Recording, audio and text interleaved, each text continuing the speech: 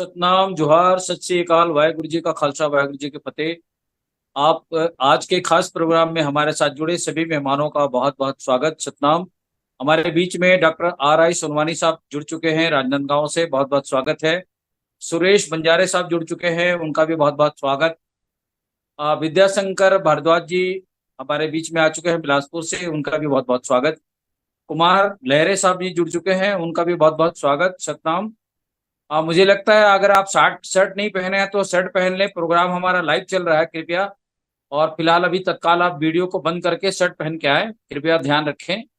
देश और दुनिया में प्रोग्राम जा रहा है तो इस बात का ध्यान रखें। मैं आज के इस कार्यक्रम को शुरू करने से पहले ज्योतिबा फुले साहब की जो 15वीं कड़ी है उसमें अ, धार्मिक राजनीतिक सत्ता के संदर्भ में जो ज्योतिबा फुले साहब ने जो बातें कही है उस विषय पर हम आज प्रकाश डालेंगे अपने बुद्धिजीवी साथियों से।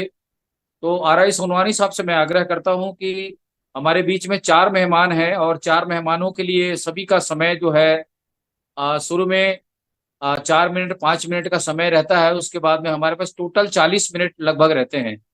तो उस 40 मिनट के अंदर में सभी को अपनी अपनी बात रखने की इस प्लेटफॉर्म पे अवसर है। तो थोड़ा सा समय का ध्यान रखते हुए अपनी बात को पूरी करेंगे। तो मैं आज के इस परिचर्चा पर सबसे पहले डॉक्टर आर आई सोनवानी साहब से आग्रह करता हूं कि इस विषय पर अपनी बात रखेंगे। सतनाम। कुर्रे साहब, जी हेलो। जी। अ, जो नए वक्ता है उनको पहले मौका दीजिए। मैं तो काफी बहुत बोला हूँ। तो जो नए अच्छा जी, तो वक्ता जुड़े हैं चलो बहरहाल ठीक है, मैं इस उनको विषय पर बात रखने के लिए सुरेश बंजारे साहब से आग्रह करता हूं कि वो आज के इस विषय जी। पर पहले अपने विचार रखेंगे। सुरेश हाँ बंजारे साहब। जी जी जी जी जी गुर्रे जी साहब, ठीक। बात ऐसा है कि जो नया वक्ता है पुराने वक्ताओं से सीख के कुछ बोलना चाहेगा ना। हमको तो अभी बोलने का उसका उतना एक्सपीरियंस है नहीं।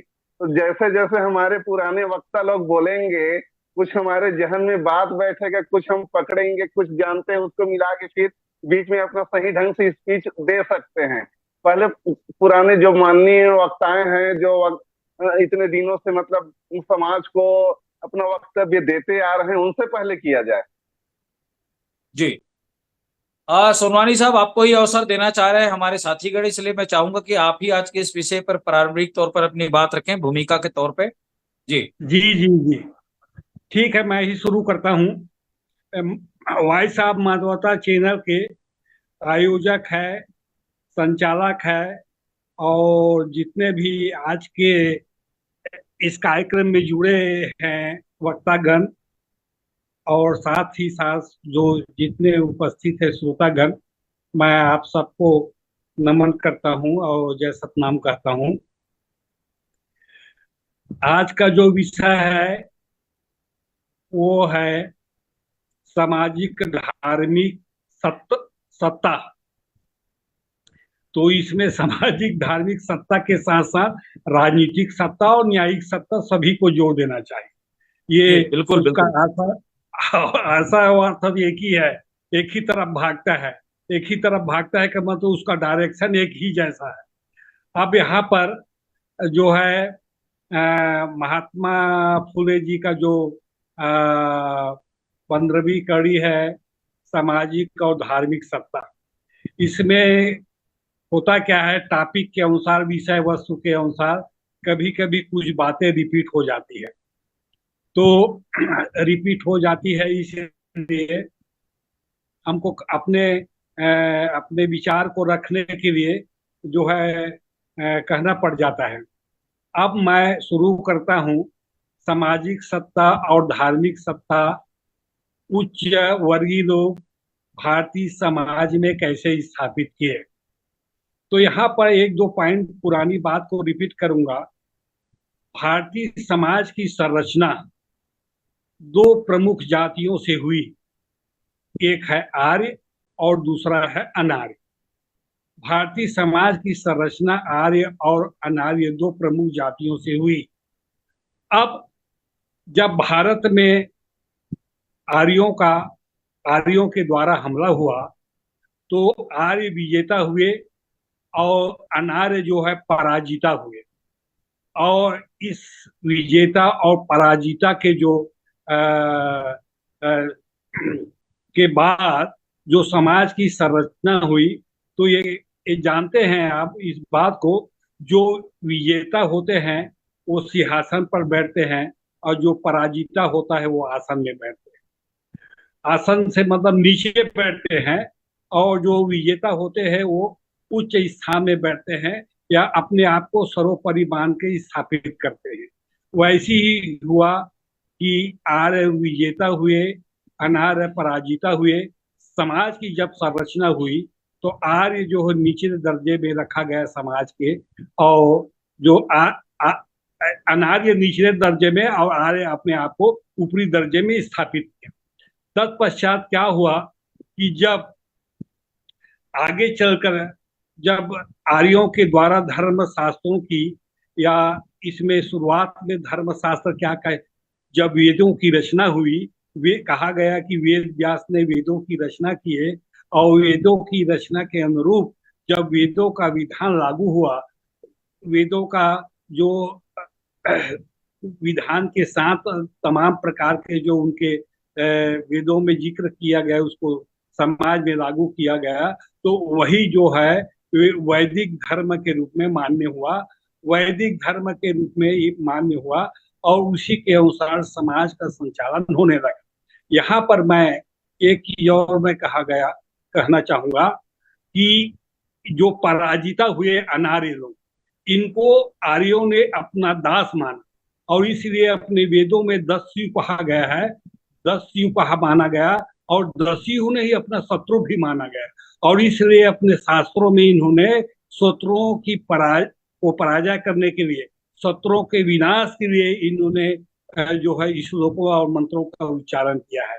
तो इस तरह से इसी समय से समाज में एक असमान सामाजिक संरचना हुई, और असमान सामाजिक संरचना के कारण से क्या है, ये धीरे धीरे जो है विकास तो किया, लेकिन क्या है, जब आगे चलकर जब वर्णों की उत्पत्ति हुई, ब्राह्मण, क्षत्रिय, वैश्य और शूद्र, ये 4 वर्ण बनाए गए। अब यहाँ पर वर्ण का व्याख्या भी करना जरूर है। वर्ण का व्याख्या क्या है, थोड़ा सा यहाँ पर हम ये प्रमाण के साथ कह रहा हूँ, सही बात कह रहा हूँ।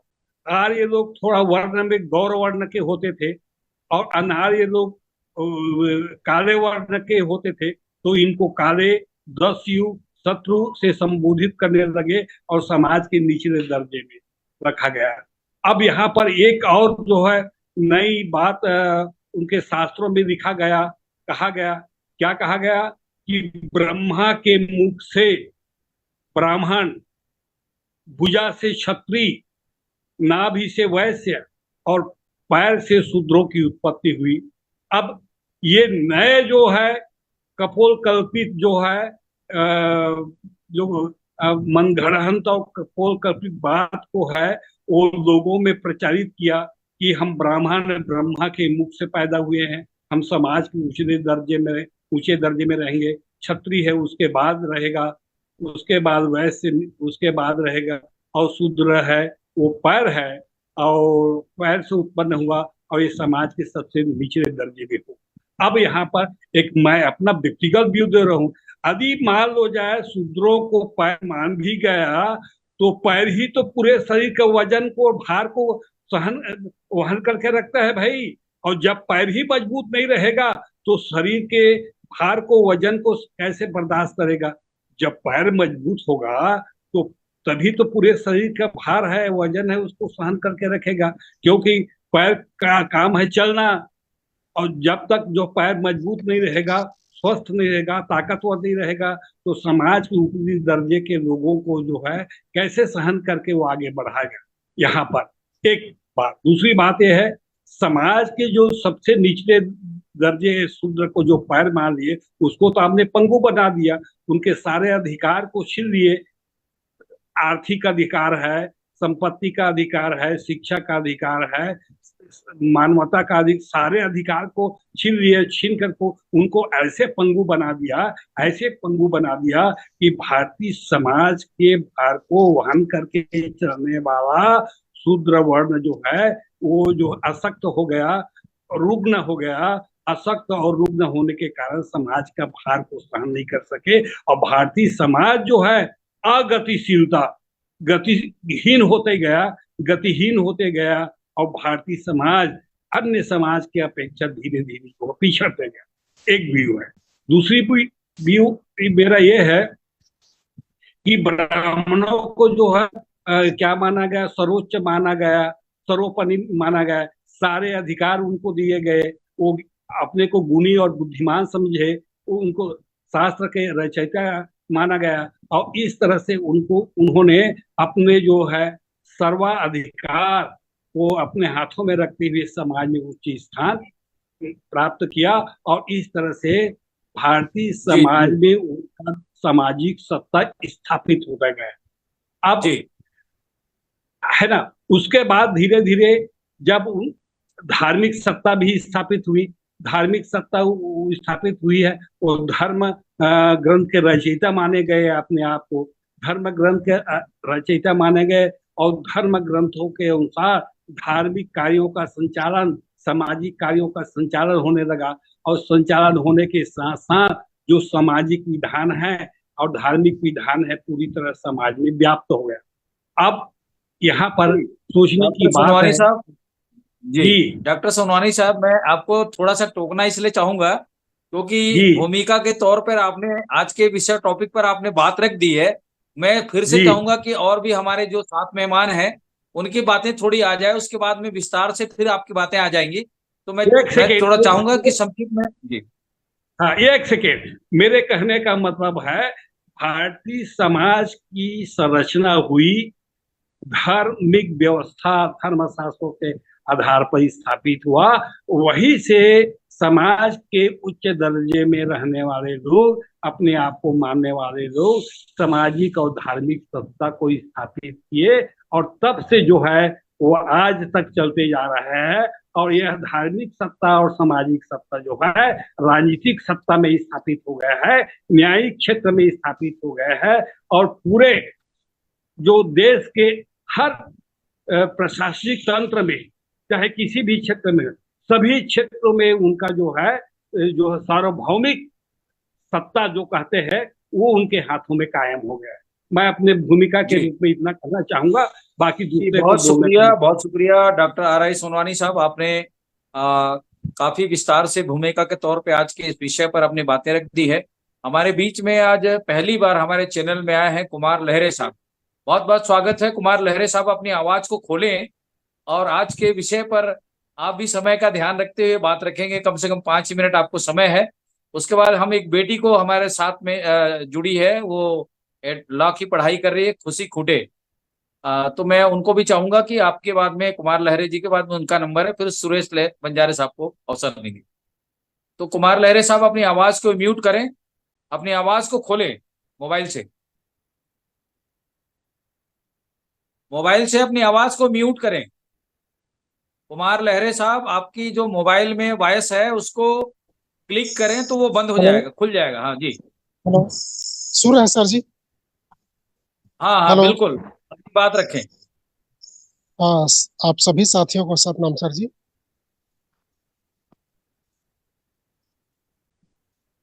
जी, अपनी बात स्टार्ट करें। हाँ, आपकी आवाज आ रही है। आपकी मोबाइल में आवाज थोड़ी कम है और मोबाइल की आवाज को थोड़ा सा बढ़ा दें, वॉल्यूम को। सर जी, मोबाइल का आवाज फुल किया हूँ। आप सभी साथियों का सतनाम। अगर आवाज मेरा सुन रहे हैं आप सभी, तो आप सभी साथियों से यही कहना चाहूंगा कि आज पंडित विद्याधर भारद्वाज जी ने इनवाइट किया था कि अपना कुछ ऑनलाइन मीटिंग होना है, तो इसमें मैंने सहमति दिया था और मोबाइल खोला भी हूँ। लेकिन ये पहला मीटिंग है मेरा इस तरीके से, तो मेरे को टेक्निकल चीज उतना मालूम नहीं है सर जी। मैं इतना ही चाहता हूँ कि कम से कम जो विषय है उसके बारे में मेरे को बताएं ताकि मैं उसके बारे में कुछ बोल सकूं। ये ज्योतिबा फुले साहब की जो 25 एपिसोड हम लोगों ने बनाया है, उसके योगदान, उसके जो जीवन का जो कार्यशैली रहा है ज्योतिबा फुले का, तो उसमें आज हमारी 15वीं कड़ी है। उसमें अभी सोनवानी साहब ने अपनी बात रखी है धार्मिक सामाजिक सत्ता। आज का जो विषय है उस पर आपने सुना भी है सोनवानी साहब को। तो मुझे लगता है कि आप समझ गए होंगे, अगर नहीं समझे होंगे तो ये इस विषय पर, इस टॉपिक पर ही आज विस्तार से बातें हो रही है। जी लहरे जी। हाँ सर जी, धन्यवाद सर जी बताने के लिए। ज्योतिबा फुले जी ऐसे प्रथम व्यक्ति थे मेरी जानकारी के हिसाब से, जिन्होंने शिक्षा के लिए बहुत काम किया है। उन्होंने किया है, और माता सावित्री फुले ने भी किया है। और इसके हम बच्चों को पढ़ाते भी हैं और खुद पढ़े हैं इसके बारे में कि उन्होंने कितना कष्ट सह के इस काम को किया है। क्योंकि जो समाज में पहले से जो मान्यता स्थापित हो गई रहती है, उसको तोड़ने में बहुत कष्ट सहन करना पड़ता है लोगों को। जो भी मानवता के लिए काम करने वाले हैं, सिर्फ भारत ही नहीं संसार भर में देख लीजिएगा कि उनको बहुत ही ज्यादा कष्ट और शहादत देना पड़ता है। और मैं यही कहना चाहूंगा कि मुझे उनके बारे में बहुत ज्यादा विस्तार से जानकारी नहीं है सर जी, इसलिए मैं अब ज्यादा उस विषय में नहीं कहना चाहता। बस इतना ही कहना चाहता हूँ कि उन्होंने महान काम किया है भारत देश के अंदर में, और ऐसे लोगों से हमें प्रेरणा लेने की जरूरत है। क्योंकि शिक्षा ही वो मूल आधार है जिसके आधार पर कोई भी शोषित वंचित वर्ग के लोग, या जो प्रताड़ित वर्ग है, और जिन्होंने संघर्ष किया था लेकिन वो उनको मालूम नहीं है। जैसे हमारे छत्तीसगढ़ में ले लीजिए कि हम सतनाम ने बहुत संघर्ष किया है, बहुत मानवता के लिए बहुत काम किया है, लेकिन हम शिक्षा के क्षेत्र में पीछे थे। और हम ही नहीं, छत्तीसगढ़ में तो माहौल ही नहीं था ना शिक्षा के प्रति, कोई ऐसा जागरूकता पहले भी नहीं था। इसलिए उस चीज को लिखा नहीं जा सका। अगर लिखा जाता तो आज के डेट में जो कार्ल मार्क्स ने किया है संसार भर में, जो उन्होंने अपना विचारधारा दिया है, वो उन्हीं के स्तर के था। और मैं ज्यादा नहीं कहना चाहता सर जी, आप लोग से सुनना जी चाहता बहुत हूँ। बहुत शुक्रिया कुमार लहरे जी। आने वाले समय में हम विषय को पहले से बता देंगे, और विषय पर पे बिल्कुल आप सर। तैयारी करके आए और बात रखें तो ज्यादा अच्छा रहेगा। बहुत बहुत शुक्रिया। बहरहाल आपने कम शब्दों में अच्छी जानकारी देने की कोशिश की है। हमारे साथ बने रहें। मैं सुरेश बंजारे जी के पास जाना चाहूंगा। सुरेश बंजारे जी, आज के इस विषय पर अभी हमारे दो मेहमानों की बातों को आपने सुना है, मुझे लगता है इस विषय पर अपनी बात रख सकते हैं। सुरेश बंजारे साहब, सतनाम, अपनी आवाज को खोलें। सभी सात भाइयों को सुरेश बंजारे की ओर से जय सतनाम, जय सतनाम, जय सतनाम। आप सभी मेरे से बुजुर्ग हैं, और मैं उतना इस विषय में जानकारी तो नहीं रखता हूं, लेकिन जितना मेरे पास एक जानकारी है, मतलब सुनी सुनाई या कुछ पढ़ी पढ़ाई, उसके विषय में मैं थोड़ा सा आप लोगों के समक्ष इन बातों को रखना चाह रहा हूं। अगर मेरी बात किसी भी प्रकार से इस लाइन से अन्यथा हो तो उसे आप माइंड ना लें। जहां तक सवाल है कि मानव की उत्पत्ति की, तो मानव की उत्पत्ति आदि मानव से हुई। आदि मानव से धीरे धीरे उनमें जैसे कि मानसिक विकास हुआ, उन्होंने आग बनाने का काम किया, अपने तन को ढकने के लिए पत्ते और चमड़े की खाल से अपने तन को, अपने आवरी को बचाने के लिए काम किया। और जैसे जैसे इन लोग गए तो अपने उदर पालन के लिए जानवरों को, मतलब मारने के लिए, इन्होंने हथियार जैसे चीजों को बनाया। इसमें कुछ कम्युनिटी समुदाय है, जैसे कि बच्चों की आप देख लीजिए उदाहरण के तौर पे, कि किसी बच्चे की टीम 10 की हो जाती है तो बच्चे गलत करके भी अपने आप को सर्वशक्तिमान मानते हैं। वैसे जैसे जैसे हमारा जो मानव समुदाय आगे बढ़ा है, जिसकी टीम मजबूत रही है, जिसकी टीम चालाक रही है, उन्होंने चालाकी के दम पे इन्होंने अपना एक कम्युनिटी बनाना चालू कर दिया। तो कम्युनिटी बनाया तो 3 पार्टी की कम्युनिटी बन गई। तो एक पार्टी अपने बलबूते पे, अपने बुद्धि के बलबूते पे कुछ बुद्धिमान हो गए, कुछ धनवान हो गए, और कुछ जो हैं वो शौर्य बल वाले हो गए। तो इन्होंने तीनों मिलके आपस में एक मतलब निर्णय किया गया कि यार आप सर्वश्रेष्ठ हो जाओ और आप बाकी दोनों मेरे अंग बन जाते हो। तो इस प्रकार से जैसे कि सोनवानी जी ने बताया, उस हिसाब से इन 4 जो वर्ण हैं इनकी बंटवारा हो गई, ब्राह्मण, क्षत्रिय, वैश्य और शूद्र।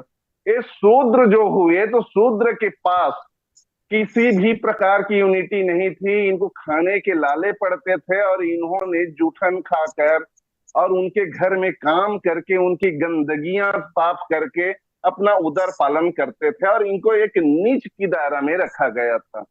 इसी नीच की दायरा में हमारा फूले साहब भी आते थे। तो ऐसा है कि ब्राह्मण, क्षत्रिय और वैश्य की पूर्व से लेके आज तक जो दबदबा बना हुआ है, तो एक संगठनात्मक के तौर पे उनकी दबदबा बना हुआ है।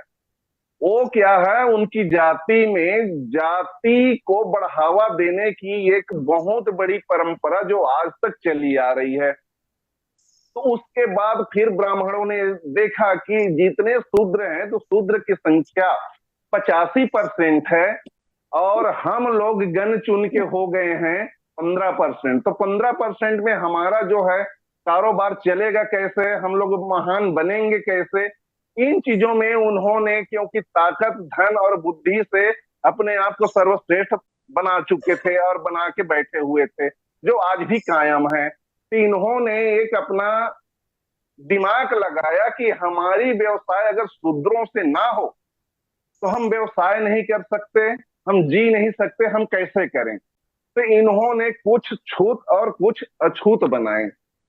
तो जो छूत बनाए वो दूर रहे, छूत बनाए जो उनके यहाँ पानी भरने का काम करते थे, खाना बनाने का काम करते थे और उनके घर कपड़ा धोने का काम करते थे, सेविंग करने का काम करते थे, जो ये छूत के अंतर्गत आते थे। और जो अछूत हैं, अछूत से मैला और इत्यादि गंदगी काम कराने के लिए छूत जाति को बनाते थे, जिसमें से भी हमारा सतनामी समाज एक था।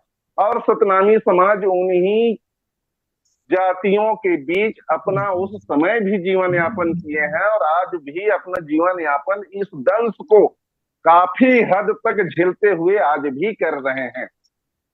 हमारे सतनामी समाज को क्या सोचना है क्या नहीं सोचना है इस विषय में तो मैं बाद में आऊंगा, अगर मेरे को समय मिला तो। लेकिन थोड़ा समय अभी इन चीजों को बताना चाह रहा हूं कि जब वो अपने व्यवसाय और अपने आप को शक्तिशाली साबित करके रहने के लिए जब इन्होंने एक योजना बनाई, तो इन्होंने बनिया के द्वारा व्यवसाय का आरंभ करवाया। व्यवसाय का आरंभ करवाया तो यहाँ पे बुद्धिमान ब्राह्मण हुए। बुद्धिमान ब्राह्मण अब सोचने लग गए कि हमने व्यवसाय तो इनके द्वारा करवा रहे हैं, लेकिन हमारा व्यवसाय को चलेगा कैसे। तो उन्होंने 12 महीने में 72 त्योहार आदि बनाए। इसमें ये चीज करना अनिवार्य है, जैसे कि अभी सामने में आता है तुम्हारा रक्षाबंधन। रक्षाबंधन में एक धागा जो है, एक धागा को भाई के हाथ में बांधने का एक पवित्र उन्होंने बंधन बनाया। उस समय जो शूद्र वर्ग है उनके पास पढ़ने के लिए कोई जगह नहीं था, शिक्षा प्राप्त करने के लिए कोई स्थान नहीं था, क्योंकि उनकी गुरुकुल चलती थी और गुरुकुल में ब्राह्मण, ठाकुर और वैश्य के ही बच्चों को वहां के आचार्य जो होते हैं वो पढ़ाने का काम करते थे। शूद्र को जाने का कोई अनुमति नहीं था, शूद्र के लिए कोई पाठशाला नहीं था। शूद्र के लिए पाठशाला का सबसे प्रथम आरंभ फूले साहब फैमिली से हुआ है। इतना मेरे को जानकारी है, सुनी सुनाई पढ़ी हुई कुछ बातें हैं। तो ये जो व्यवसाय को चलाने का इन्होंने जो अपना स्टार्ट किया, तो एक धागा को बेचकर बनिया को बढ़ाने का काम किया। और जितने सारे शूद्र हैं इनको मानने पे इन लोग मजबूर कर रहे थे कि इनको तुमको मानना ही है। आज भी सतनामी समाज उस प्रथा से हट नहीं पाए हैं, आज भी सतनामी समाज उसको मान रहे हैं। आज देखिए कि जो तीनों कम्युनिटी के लोग हैं, पहले अपने आप को सर्वश्रेष्ठ सर्वश्रेष्ठ मान के बैठे थे, आज भी सर्वश्रेष्ठ माने हुए ही हैं। कारण कि आज सतनामी समाज या शूद्र समाज पढ़ तो लिया है, बाबा भीमराव अंबेडकर ने इनको समानता की दर्जा दिलाने के लिए आरक्षण लागू किया, शिक्षा अनिवार्य किया, और ये शिक्षा पाके आज शूद्र समाज पढ़ तो लिया है। लेकिन आज की डेट में आप लोग देख रहे हैं कि सारे शूद्र समाज में केवल और केवल सतनामी के अलावा किसी जात में तार्किक ज्ञान की क्षमता नहीं है, और केवल तर्क करता है तो सतनामी समाज ही तर्क करता है। एससी कैटेगरी में होने के कारण और इतना तर्क करने के कारण आज जो पहले से कम्युनिटी बनी हुई, जो 3 जाति बंजारे के जी, लोग थे। सुरेश बंजारे हाँ साहब, सर। हेलो। लोगों की कुछ हाँ जी। कमेंट भी आ रहे हैं। मैं चाहूंगा कि जो हमारा जो विषय है, टॉपिक पर थोड़ा सा बात करते तो ज्यादा अच्छा रहता, क्योंकि कुछ लोग अभी हमारे इस प्रोग्राम को देख सुन रहे होंगे। उन्होंने ये जी लिखा जी है, मैं उसको पढ़ के बताना चाहूंगा कि सर जी, जी छत्तीसगढ़ में सतनामी कभी किसी का मैला सफाई काम नहीं किया है। बंजारे जी गलत जानकारी दे रहे हैं, ऐसा उनका कहना है किसी मित्र का जो इस प्रोग्राम को देख रहे हैं। तो बहरहाल जो हमारा सब्जेक्ट है धार्मिक सामाजिक सत्ता, जो जो ज्योतिबा फुले साहब का योगदान सर, है। धार्मिक सामाजिक सत्ता पे मैं आ ही रहा हूँ, इस बातों को साथ में लेते हुए। और जिस भाई ने कमेंट में लिखा है कि छत्तीसगढ़ में सतनामी समाज कभी गंदगी नहीं उठाया है, उस भाई को जय सतनाम। उस भाई से मैं ये जानना चाहता हूँ कि ये सतनामी समाज छत्तीसगढ़ में आया कब। ये भाई कमेंट में अपना एक जवाब बता दें ताकि चैनल के माध्यम से उसको भी लोग देख लें। मैं उनसे टीका टिप्पणी करने के लिए तैयार हूं। वो भाई कमेंट में ना कहें, इसमें जुड़ जाए और जुड़ के ऐसे बात करें। मैं जानकारी जो दे रहा हूं ये सुनी सुनाई बात और कुछ पढ़े बात, और ऐसे जैसे कि विद्याशंकर पंडित जी हैं हमारे, ऐसे जो संत हैं, ऐसे जो धर्म जी के निचोड़ करता है, इनके जी, द्वारा सुनी बहरहाल सुनाई मेरी बहरहाल बात है। सुरेश जी, आपका समय करीब करीब हो चुका है। मैं विद्याशंकर की जी जी प्रतिक्रिया ले लेता हूं, उसके बाद में फिर हम आपको देखेंगे। विद्याशंकर जी अपनी बात रखें, आवाज म्यूट करें। विद्याशंकर जी, आवाज को खोलें। समस्त मानवता चैनल के दर्शक, आयोजक सबको मेरी तरफ से सतनाम। आप इस चैनल के माध्यम से बड़े बड़े संत महापुरुष लोग जुड़े हुए हैं। ज्यादा तो मुझे भारत के इतिहास के बारे में जानकारी नहीं है। भारत में जो जातिवादी व्यवस्था का जो संचार हुआ है वो मोहनजोदड़ो हड़प्पा संस्कृति से हुआ है। जब बाहर के लोग इस देश में भेड़ चराते हुए आए तो सिंध प्रांत के राजा बलि को छल कपट से मार दिए, उनके राज्य को छीन लिए। उसके बाद राजा शंकर जी थे, वो भगवान नहीं थे, शंकर थे, वो राजा थे इस देश के। उस राजा को मार दिए उनके कमजोरी पाके। और इतिहास बता रहा है कि राजा शंकर में कमी ढूंढे तो वो राजा कामातुर था। तो भेड़ चराते हुए जो आर्य लोग आए उसके बहन का नाम पार्वती था। उस पार्वती को शंकर के लिए शादी कर दिया गया।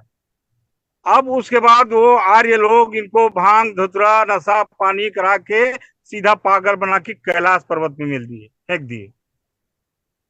ऐसे करते करते छल कपट से राजा रावण को, इस देश के मूल निवासी राजा थे, उसको मरवा दिया गया।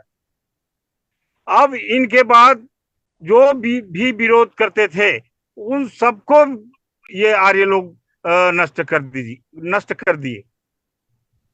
उसके बाद इस देश के मूल निवासी को 4743 जाति में बांटकर 4 वर्ण व्यवस्था बनाए और इनके ऊपर ये लोग शासन करना शुरू कर दिए। आज भी इन लोगों का शासन चल रहा है और जो मानवतावादी विचारधारा के लोग हैं, स्वाभिमानी लोग हैं, आज भी इनका विरोध कर रहे हैं और अपने संघर्ष के लिए मैदान में डटे हुए हैं। साहिर सतनाम, इतने मेरे को जानकारी है। जी विजय शंकर जी, शुक्रिया। कुमार लहरे जी कुछ कमेंट किए थे, मैं बाहर से हमारे मित्र हैं करके सोच रहा था। कुमार लहरे जी ने ही सुरेश बंजारी जी को उसकी बातें कही है, तो इस प्लेटफॉर्म में जुड़े हैं। मैं चाहूंगा कुमार लहरे जी उनकी जवाब दे दें थोड़ा सा आज के इस पटल पर। कुमार लहरे जी सुन रहे हैं? हाँ सर जी, बंजारे जी ने अपनी बातें रखी, उस पर जवाब दें थोड़ा सा। एक परिचर्चा के रूप में हमारी मीटिंग चल रही है और ये मीटिंग जो है एक चैनल में है इस विषय को लेकर, और कोई मीटिंग नहीं है, ये चैनल में जन जागरूकता के माध्यम से कार्यक्रम है। सर जी आवाज सुनाई दे? मेरा कहना ये है जी बंजारा जी, आप थोड़ा सा विराम दें, पहले कुमार जी की बातों को सुन ले। बिल्कुल। सर जी आवाज सुनाई दे रहा है? हाँ बोले, अब बोले। मैं यही कहना चाहता था सर जी कि जिस तरीका से ये बात बोला जाता है कि सतनामी पे किसी को मैला उठाते थे, ये करते थे, वो करते थे, ऐसा कुछ नहीं है। ना तो हमारे जानकारी में आज तक ऐसा हुआ, ना हमारे बाप दादा के जानकारी में ऐसा हुआ है। इसीलिए मैंने लिखा है कि सतनामी कभी किसी को मैला उठाने का काम नहीं किए छत्तीसगढ़ में। बस सर लहरे जी। जी, मैंने क्या कहा कि सुनो सर, शूद्र में आपका सुना हूँ सर। सतनामी भी शामिल थे, ठीक है। और जो कार्य मेला उठाने का किया है वो हरिजन कैटेगरी के लोग ही किए हैं, उसी हरिजन कैटेगरी में सतनामी आता है। मैंने ये नहीं कहा कि सतनामी ने किया है। शूद्र जो एक वर्ण बनाया गया उनकी दमन के लिए और उनको अपना व्यवसाय प्राप्त करने के लिए आज मुख्य एक फंडा बना के बैठे हैं, उसमें भी सतनामी आता है, उसमें भी सतनामी रहता है। आज 85% जो शूद्र है उसमें भी सतनामी रहता है। मैंने ये बात कहा, मैंने ये नहीं कहा कि सतनामी ने मेला उठाया है। जो शूद्र भाई हैं जो मेला उठाने का काम करते थे उसमें भी सतनामी शामिल थे, मैंने ये बात कहा है। देखिए लहरे जी साहब, आप शायद मेरे ख्याल से टीचर हैं या सामाजिक जो भी एक अच्छे वक्ता प्रवक्ता हैं। जहां तक मैंने सुना है और कुछ संगतियों से मेरी को सुनी सुनाई जानकारी मिली है, उन चीजों को मैं रख रहा हूं। शायद मेरी बात अगर पूरी हो जाती तो आप ये बात पूरा क्लियर भी हो जाता। बंजारे जी देखिए क्या है, आज इस प्लेटफॉर्म में जो हरिजन शब्द का जिक्र कर रहे हैं ये भी सुप्रीम कोर्ट से विलुप्त शब्द है। नहीं, ये देन है सर, देन है सर। इसको मैं जानते हुए किया हूँ, इसलिए किया हूँ कि पहले ये देन लगने से पहले सारे हरिजन ही मतलब कहा जाता था। हमारा देखिए, मैं आप सब लोगों को दोनों देखिए, इस टॉपिक में जो हमारा विषय हट करके जो बातें हो रही है इसका मैं वो करता हूँ, क्योंकि हमारी जो मेन विषय था जो सोनवानी साहब ने रखा उसमें ज्योतिबा फुले साहब की योगदान की जो भूमिका रही है, धार्मिक सामाजिक सत्ता कैसे लोगों ने हमारे लोगों के ऊपर में इस पर लेकर के बात करनी थी, लेकिन आप लोग विषय को विषयांतर करते हुए चले जा रहे हैं। तो मैं आप दोनों से मैं चाहूंगा क्षमा चाहते हुए कि मैं फिर से सोनवानी साहब को अवसर देता हूं कि आपने सोनवानी साहब सभी का जो बातें को आपने सुना है, मैं चाहूंगा इसको पटाक्षेप करते हुए बात को रखें। सोनवानी साहब। जी मैं थोड़ा से अभी जो चर्चा हो रही थी उसी पर कुछ बोल दूं तो सबका जो ये क्लियर हो जाएगा। सतनामी समाज के लोग जब से इस समाज की उत्पत्ति हुई है तब से कृषि कार्य करते रहे हैं। वो मेरा कुछ ढूंढने का काम नहीं किया है। दूसरी बात, हालांकि भारत में जो जनगणना हुई या भारत के संविधान में जिस स्थान में सतनामी समाज को रखा गया है वो रखा गया है। लेकिन सतनामी समाज के लोग ब्राह्मण, राजपूत और जाट हैं। ये लोग हरियाणा, पंजाब, नॉर्थ से माइग्रेट होके छत्तीसगढ़ में आए हैं और बाबा गुरु घासीदास जी के पूर्वज के पहले सतनामी जो पूर्वज है सतनामी समाज के रूप में यहाँ बस चुके थे। तो इस तरह से मूलतः हम कहा जाए कि सतनामी समाज जो है सतनामी ही है, कोई अन्य कार्य करने वाला नहीं थे। इनकी जो मूल व्यवसाय है वो खेती का है और छोटे मोटे व्यापार करने का इनका मूल व्यवसाय रहा है। तो इस तरह जो है वो मैदा कुचल करने का काम नहीं किया है ना। जब से उत्पत्ति हुई है सतनामी समाज की तब से इस तरह के कार्य नहीं किए हैं। ये लोग खेती का काम करते थे, छोटे मोटे व्यवसाय करते थे, ये योद्धा होते थे और संत महात्मा होते थे जो धर्म का प्रचार किया करते थे। मैं इसको मैं थोड़ा सा इस बीच में बात रखना चाहूंगा। मुरली जी जी, अगर मेरी आवाज आप तक जा रही है तो मैं सोनवानी सर से एक बात जानना चाह रहा हूँ, क्योंकि हम एक सामाजिक मतलब में बैठे हैं। सुनिए, अब मैं इस बहस में पढ़ना नहीं चाहता, आप लोग अपना बहस निपटाइए, मैं अपना विचार रख दिया। जी देखिए बंजारे साहब, देखिए क्या है, आज के इस कार्यक्रम को अगर हम आपस में ऐसी विवादास्पद बात करेंगे तो हमारा जो देखिए ये क्या है जानकारी की एक हो जाएगा। बंजारे जी मैं क्षमा चाहूंगा थोड़ा आपसे, आप थोड़ा सा सुनने की कोशिश करें। या तो आपको इतिहास की जानकारी है नहीं पूरी सतनामी समाज जी। पूरे साहब, ये बात विषयांतर होकर जो गलत हो जाएगा, इसलिए भाई हम इसमें बहस में ज्यादा पढ़ना नहीं चाहते। हम अपनी जानकारी को हमने बता दिया। जी बहुत शुक्रिया सोनवानी साहब। मैं चाहूंगा इस विषय पर कुमार लहरे जी, अगर आपको जानकारी है कि ज्योतिबा फुले साहब ने धार्मिक सामाजिक सत्ता के संदर्भ में जो बातें कही है, अगर इसके विषय पर आपको अगर और विस्तार से जानकारी है, इस विषय पर ही आप बात रखें। दूसरे विषय को हम इस प्लेटफॉर्म में नहीं रखेंगे, क्योंकि अगर आप हमारे एपिसोड को आप देखेंगे तो सतनामी समाज की जो इतिहास है वो गौरवशाली रहा है। 1672 में औरंगजेब जैसे तानाशाह से सतनामियों ने लोहा लिया और आज भी उसके अनुयायी उत्तर भारत में अभी भी मौजूद है। अगर वहां पे जाकर के देखेंगे तो वो सामान्य वर्ग में आते हैं, उच्च जाति में आते हैं और उनकी रहन सहन की मुकाबला कर नहीं सकते। तो सतनामी समाज को आज निम्न स्तर पे जो देखा जाता है या कहा जाता है या भेदभाव किया जाता है, वो छत्तीसगढ़ में हमारे अपनी कार्य प्रणाली के कारण ऐसा देखा जाता है। तो मैं चाहूंगा कि जो लोग बाहर से उत्तर भारत के सतनामियों के बीच में जाते हैं, जैसे विद्याशंकर जी हैं और भी जो बड़े बुद्धिजीवी लोग हैं, तो उनको ये मालूम है कि सतनामी समाज की इतिहास क्या है। गुरु तेग बहादुर जी के साथ में उस समय गुरु शीशगंज में उसकी शहादत हुई, उस समय सतनामियों ने भी साथ दिया। तो ये बहुत बड़ा विशाल बात है। तो आज के विषय पर ही हम बात करेंगे। तो मैं कुमार लहरे जी चाहूंगा कि इस विषय पर आप अगर एक शिक्षक हैं तो आपको अध्ययन करके आपको जानकारी भी होगा कि धार्मिक सामाजिक सत्ता के संदर्भ में ज्योतिबा फुले साहब ने 18वीं सदी में जो इस विषय को लेकर छुआ और समाज को जागरूक करने की दिशा में जो बातें करी, इसी जन जागरूकता के तहत भाषा मानवता चैनल पे हमारी जो परिचर्चा है, तो विषांतर को कुछ इधर उधर भटकने ना दिया जाए, इसको ध्यान रखें। कुमार लहरी जी अपनी बात रखें समय पर। बिल्कुल सर जी, धन्यवाद सर जी। मेरा कहने का मतलब ये था सर जी कि भूमिका में ही जैसे कि विषयांतर कर दिया गया ना, भूमिका में ही विषयांतर कर दिया गया। जहाँ बात ज्योतिबा फुले जी का होना था वहाँ दूसरे टॉपिक को रख दिया गया और गलत जानकारी दी गई। इसलिए हमने कमेंट किया था और हमको विवाद नहीं करना है सर जी, क्योंकि हम सब अपने ही आदमी हैं। हमारा महोदय ये किसी भी प्रकार का विवाद नहीं है, ये जिज्ञासा है।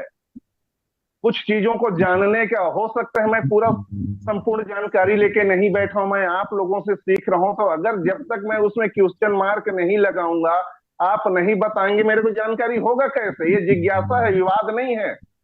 इसको आप अगर विवाद में लेते हैं तो भाई ऐसे में फिर होगा कैसे? फिर आप सिखा नहीं पाएंगे।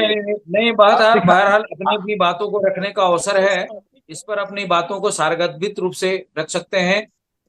जिस ढंग से ज्योतिबा फुले साहब की हम एक एक बिंदुओं को अलग अलग कड़ियों में बांट करके विषय को रखा है, ताकि ज्योतिबा फुले और सावित्रीबाई फुले को आज भी स्कूलों में ना तो पढ़ाया जाता है, ना उसको मेन स्ट्रीम की मीडिया में दिखाई जाती है। तो हम लोगों ने इसको एक परिचर्चा में शामिल करके लोगों के बीच में उनके उद्देश्यों को, उनके विचारों को लाने के लिए प्रयास किया है। और आने वाले समय सूरज में जी हम चाहेंगे उसकी अगली कड़ी को लेकर आप तैयारी करके आए। जी, सूरज बंजारे जी, सूरज भी जी, बात रखें, क्या कहना चाह रहे हैं? मैं इसी में जा रहा था। समय अभाव के कारण मैं रुक गया। मैं इसी में जा रहा था कि जो फूले परिवार है, उन्होंने शिक्षा के क्षेत्र में समाज को, एक मानव समाज को कितना बड़े योगदान दिया है, मैं इसी पे जा रहा था। और इसी के बलबूते आज सतनामी समाज पढ़ के आज यहाँ बढ़ के बैठे हुए हैं। और एक एक चीज को, जैसे मैंने जिज्ञासा के तौर पे आज की मीटिंग में बात रखा हूँ, आज के एक एक सतनामी बच्चा तार्किक तौर पे बात रखता है और उसको तह से जानने की कोशिश करता है, जिसके कारण आज छत्तीसगढ़ में सतनामी समुदाय के प्रति लोगों की जो नजर है एक बदलाव की ओर आ गई है कि भाई इन लोग इतना दबे हुए, इनको दबा के रखा गया था, आज इतना इन लोग बढ़ क्यों रहे हैं। इसका जो मुख्य अभी हम देख रहे हैं कि विगत कुछ वर्षों से औरा बांधा, बोरसरा बाड़ा और अभी बलौदा बाजार, ये सारे चीज हो रहे हैं, ये सतनामी दमन की एक कूटनीति के तौर पे हो रहे हैं। सर, इस ओर मैं आ रहा था कि कैसे करके सतनामियों की धन बल और जन बल नाश करने की षड्यंत्र आज रची जा रही है।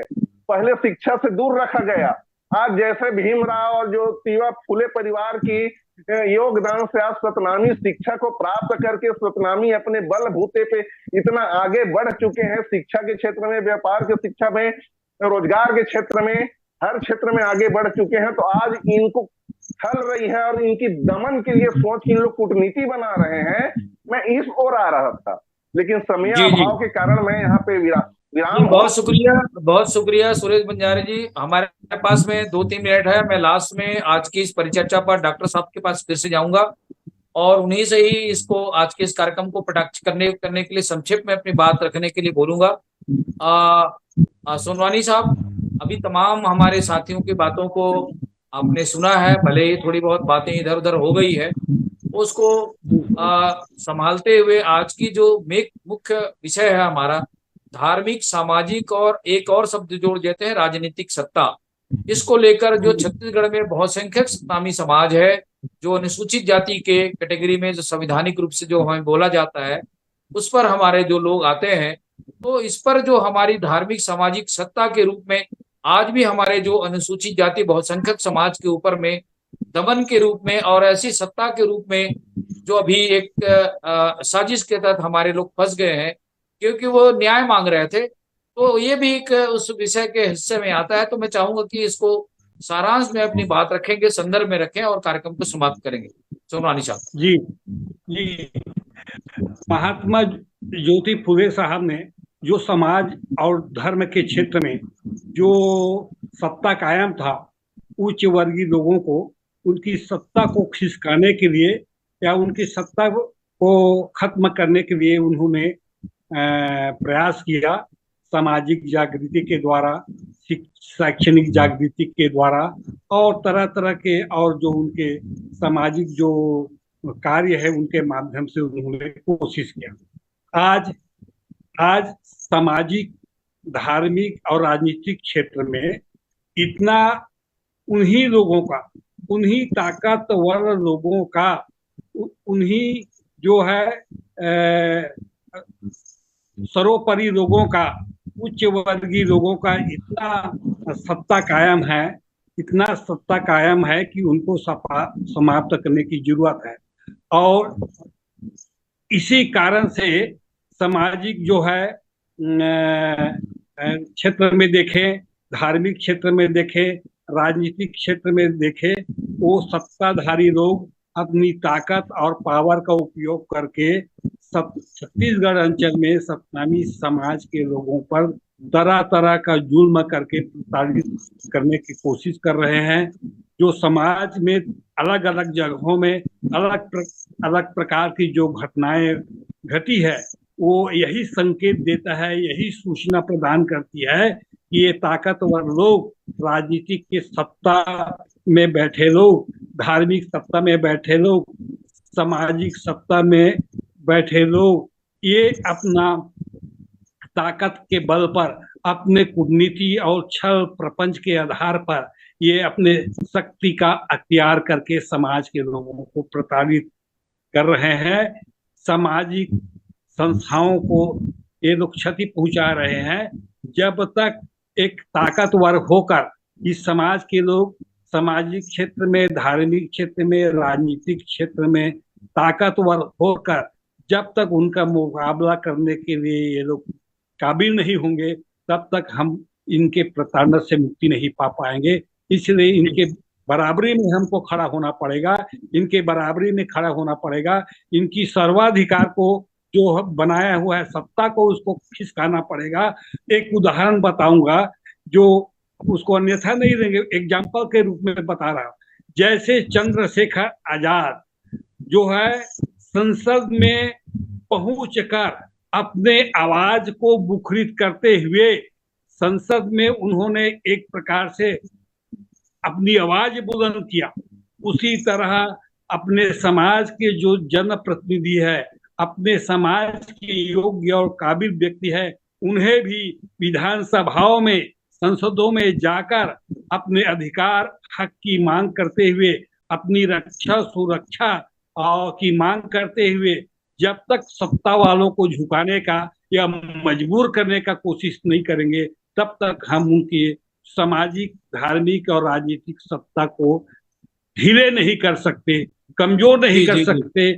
हमको ताकतवर बनना पड़ेगा, राजनीतिक दृष्टि से, सामाजिक दृष्टि से, आर्थिक दृष्टि से, धार्मिक दृष्टि से। जब हम इस दृष्टिकोण से हम परिपक्व होंगे, ताकतवर होंगे, विवेकशील बनेंगे, सोचने समझने की जो है अपने आप में हौसला बुलंद करेंगे, तब कहीं जाकर हम उनकी सत्ता को खिसकाने या कमजोर करने या ढीले करने में हम सफल हो पाएंगे, अन्यथा सफल नहीं हो पाएंगे। इसलिए मैं कहना चाहता हूं, अपने आप को इस काबिल बनाओ कि हम जुल्मी से टक्कर ले सके। अपने आप को इस काबिल बनाओ कि हम जुल्मी से टक्कर ले सके और हम अपनी पहचान ऐसे बनाएं कि हमारे सतनाम के सामने दूसरे हाथ जोड़ सके। बस इतना ही कहना चाहूंगा। धन्यवाद। बहुत बहुत शुक्रिया सोनवानी साहब। आज के जो विषय पर आप सब लोगों ने अपने विवेक और बुद्धि के बल पर आज के इस पटल पर अपनी अपनी बात रखने की कोशिश की, डॉक्टर आर आई सोनवानी साहब का, सुरेश बंजारे जी का, विद्याशंकर भारद्वाज जी का और कुमार लहरे जी का। आने वाले समय में नेक्स्ट एपिसोड में आपको हम विषय को थोड़ा हम बता देंगे और थोड़ा विषय की तैयारी करके आए। उसके बाद में हमारा जो कार्यक्रम है और भी सारगर्भित होगा, क्योंकि वॉइस ऑफ मानवता चैनल के फेसबुक लाइव पर एक जन जागृति के रूप में ज्योतिबा फुले और सावित्रीबाई फुले की विचारधाराओं को लेकर हमारी ये जो एपिसोड चल रहा है, इस पर भाग लें और विचारों से अपनी अवगत कराएं। और अपना कीमती समय निकालने के लिए आप सभी मेहमानों का मैं धन्यवाद करता हूं, खासकर सोनवानी साहब का, जो सभी एपिसोड में अपना समय देकर हमें मार्गदर्शित कर रहे हैं। मुझे लगता है हमारे कुछ साथी और आ गए हैं, मैं देखता हूँ। खुशी फुटे जी, खुशी जी हमारे बीच में अगर आए हैं तो लास्ट में हमारा समय भी हो रहा है, अपनी स्क्रीन पे आए और संक्षिप्त में अपनी बात रख सकते हैं, क्योंकि हमारा समय तो कंप्लीट हो चुका है। फिर भी हम चाहेंगे कि आप नेटवर्क की वजह से आप एक बार दो बार आके लेफ्ट हो गए हैं। खुशी जी हमें सुन पा रहे हैं? खुशी, मुझे लगता है उनकी आवाज हमारे तक नहीं आ रही है। खुशी खुटे जी हमें सुन पा रहे हैं? आप अपनी आवाज को खोलें।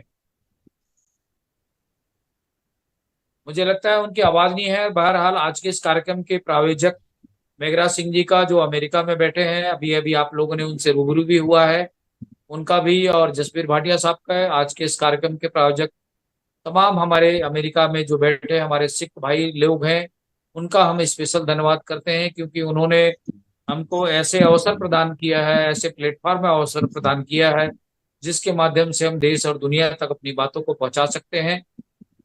आने वाले समय में इस कार्यक्रम के प्रायोजक बनने के लिए, इस चैनल को सपोर्ट करने के लिए सतनामी समाज के भाइयों से, बुद्धिजीवी साथियों से, सक्षम साथियों से इस कार्यक्रम के प्रायोजक के रूप में अपना एड भी दे सकते हैं और हमें इस चैनल को बढ़ाने के लिए अपना योगदान भी दे सकते हैं स्वेच्छानुसार।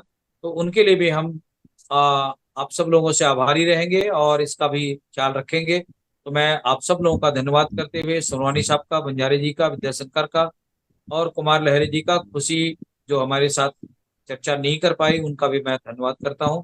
और सभी लोगों को सतनाम, जोहार, सत श्री अकाल, वाहेगुरु जी का खालसा, वाहेगुरु जी की फतेह। शुक्रिया, धन्यवाद, जय भीम।